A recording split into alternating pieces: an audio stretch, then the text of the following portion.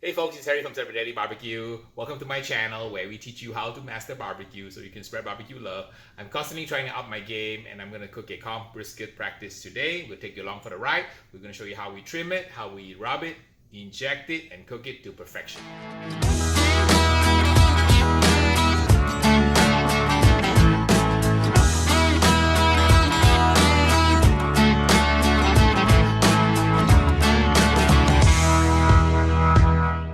Hot and fast on a prime brisket here that I purchased from Restaurant Depot.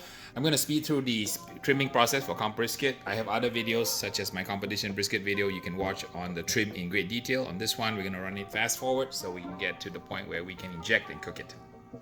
Sharpen your knives first. Again, very important, the purge. Do not wash your meat in the sink.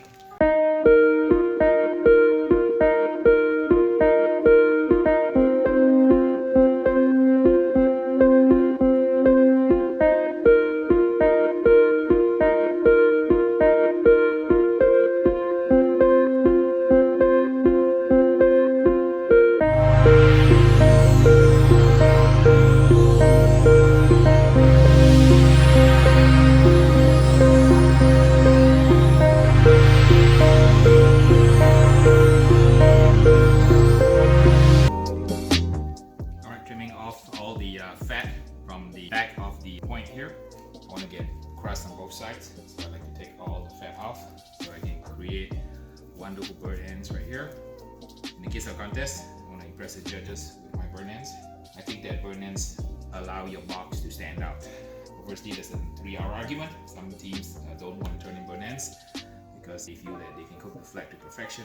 So I'm a burn ends type fan, so I prefer to cook the burn ends perfectly from the point muscle, which is here, and turn that into the judges. So you notice that I cut this piece off because this piece hangs over the point. I'm not going to get good burn ends on this end here because if it's touching, no crust right here. So this piece comes off. Also, this little corner piece here, my slices are going to be from here. So this corner piece is not needed, so this corner piece comes off. So, and this corner piece at the end, I don't need it, so this piece comes off. Okay, so I have basically a brisket ready to go. So I'm often asked, what do I do with the brisket scraps? Because we have the flat muscle here, we got some trimmings here, we got this piece here, and we got this piece here. So as a bonus, towards the end of this video, I'm going to show you guys what I do with this. We're going to do a little reel of my favorite device here. This is the Instapot. We're going to do a Instapot beef stew, and I'm going to show you guys how we do that. You notice the elevation of this thing here is kind of bumpy here and kind of flat here. If I'm going to try to get chunks of burn ends from here, a lot of times we want to shave down the point so that it has a uniform thickness throughout, consistent here and then kind of a little bumpy here. So here's a black belt trick. The way I shave is I look at the brisket, I look at the marbling here to see which side has more marbling. So this is the bottom side, right? And this is the top side. So the top side looks like it's got plenty more marbling. So I will begin my shaving process from the bottom. So I'll shave my way so that this is gonna be basically an unshaven surface. We do this so that we can get beautiful burn ends. Flip it over. So I'm gonna shave this on this side here so I have a uniform thickness here. So shave it this way, shave it this way. So you can see what I've done here. I've shaved it so that it has a uniform thickness, like so. And between shaving from this side, which is the inside of the fat between the point and the flat, I decided to shave from the fat cap side. So you notice now it's nice and flat. I'm going to be able to create beautiful burn ends from this flat surface right here, and it will cook beautifully. So there you have it, one of my black belt tips that you can use when you compete. We're going to use 3 products for this competition hot and fast brisket. The first product is going to be my Slap Your Daddy rub. This rub helped me won first place USA in the Rancher Reserve brisket and the sirloin 2 consecutive years.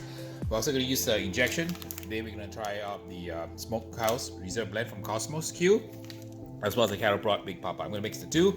These 2 injections did really well in my 6 brisket injection shootout video, which I posted earlier. So I'm going to use the combination of these 2 with my rub on this comp hot and fast brisket. Alright, so we can put about 4 tablespoons here. About maybe 10-12 ounces of water, approximately about a 1/4 cup.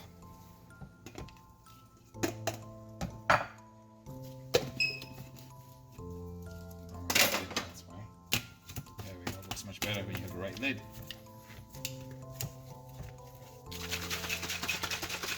Alright, getting ready for injection. Show you what happens here. Get rid of the air bubble. And I inject with the grain, so at about 1-inch increments. Okay, done. Alright, the meat has been injected. I'm going to apply some Slurpee Daddy beef rub now. Nice even coat, so that the layer beneath is opaque, so the meat cannot be seen anymore. Alright, let's do the other side now. Let's wait for it to flip over. The other side.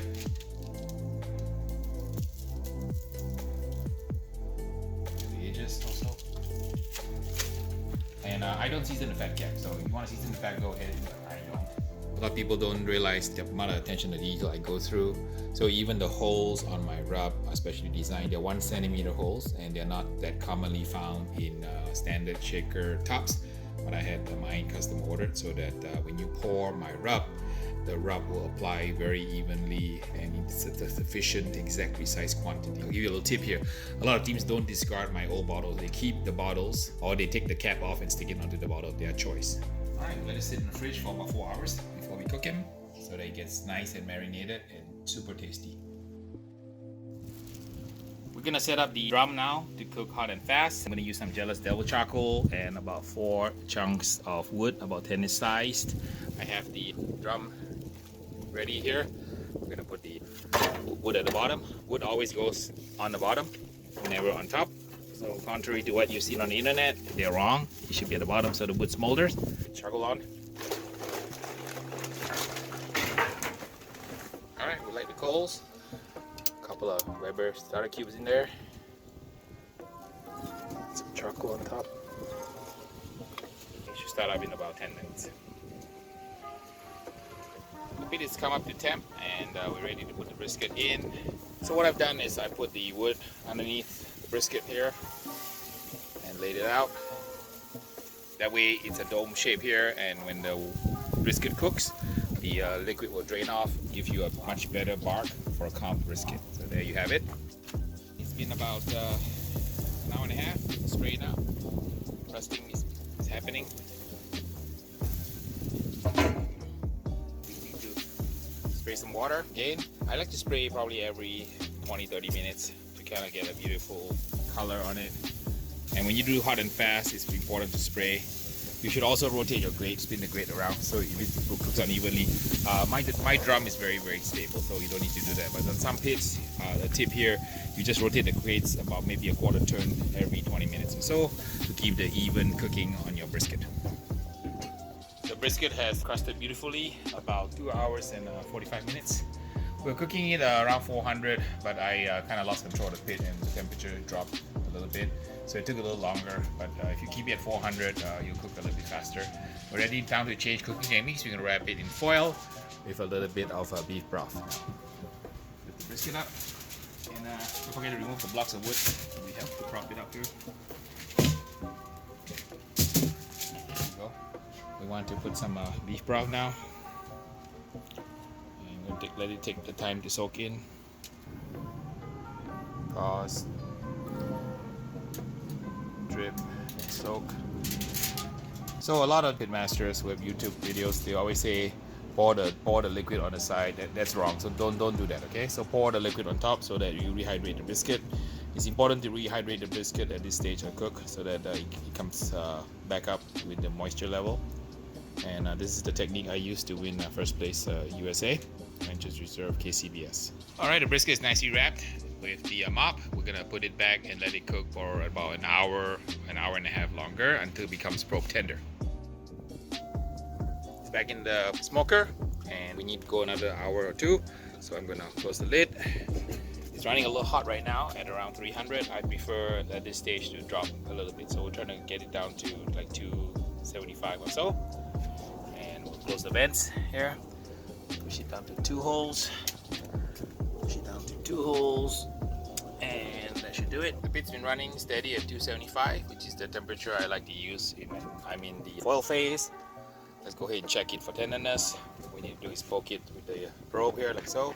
It's not quite ready. I always tell people go 90% by feel, 10% by temperature. So let's take a look at temperature.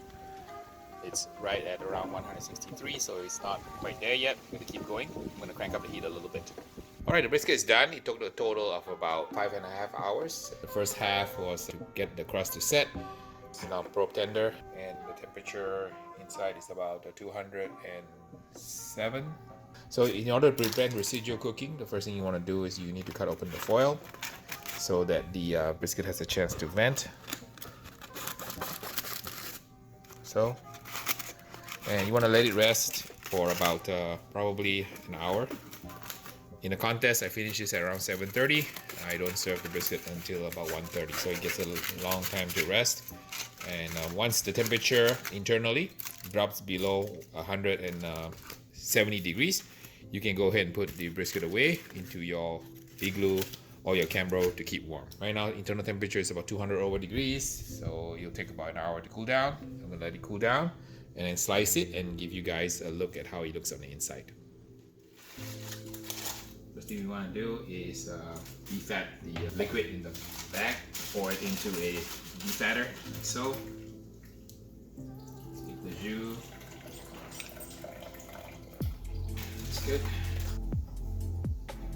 Let's go ahead and separate the point from the flat. Run our knife where the fat layer is. Slide off the flat here. Point looks pretty good. I'm going to cut it into burnt ends. Okay, check the burnt ends here. A couple of good ones. You can see, pretty good. This one here, beautiful crust. Okay, take a bite of it. Let's defat the jus a little bit here. The taste test. Not too salty. Take one of the burnt ends in here. Really good, burnt ends, very tender, beefy, a little bit hint of smoke. So in the contest, this would go in a box as little pieces of cube. I'll put a picture of the finished box in the outro for this video. Next thing we're gonna do is we're gonna make some slices.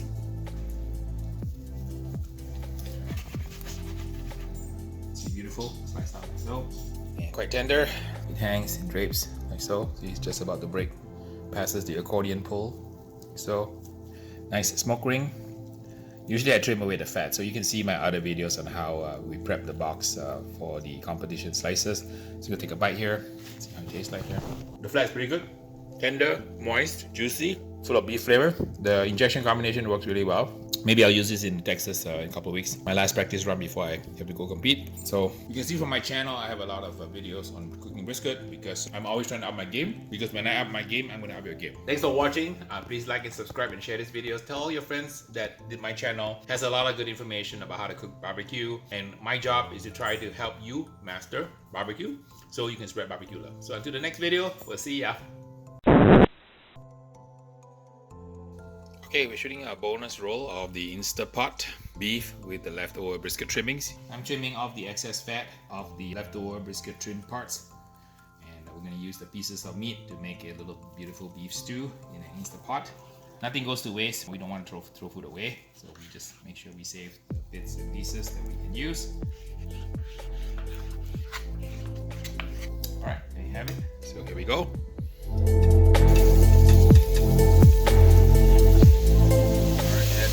Onions and the garlic.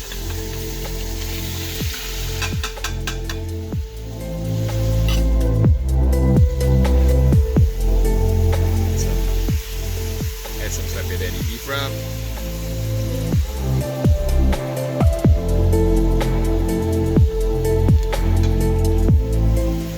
Add a can of Italian tomatoes. About 1 cup of water.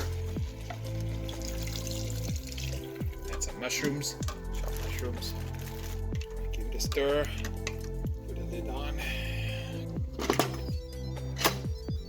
Make sure that this is pressurized right in the middle, and then turn it to manual. Pressure high, and let's go for about 25 minutes. Okay, we are done, And the popper is now clear. Open up. Beautiful beef stew with mushrooms and tomatoes. And the beef is really, really nice and tender. Alright, here you have it. Beef with tomato and mushroom from the leftover brisket. Very simple bonus recipe from Step Your Daddy BBQ.